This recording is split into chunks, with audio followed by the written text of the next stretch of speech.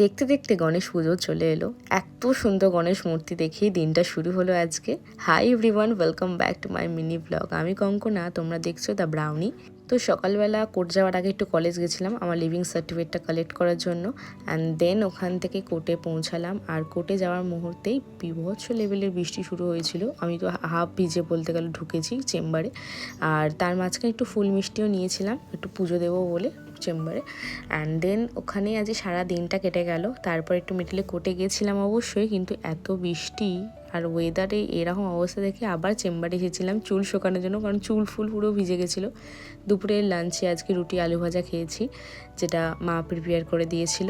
তাছাড়া কলকাতা শহর জুড়ে এরকম সুন্দর সুন্দর কাঠামো এখন তৈরি হওয়া শুরু হয়ে গেছে, কারণ সামনেই দুর্গাপুজো, আর বেশি দিন নেই একদম। এবারে পুজোতে কী হবে জানি না, বাট গণেশ পুজো দিনকেও করছিল, তাই বাড়ি ফেরার সময় সুন্দর গণেশ ঠাকুরের মূর্তিটা দেখে দিনটা শেষ করলাম। আর আজকের জন্য এইটুকানি, দেখা হচ্ছে নেক্সট ব্লগে।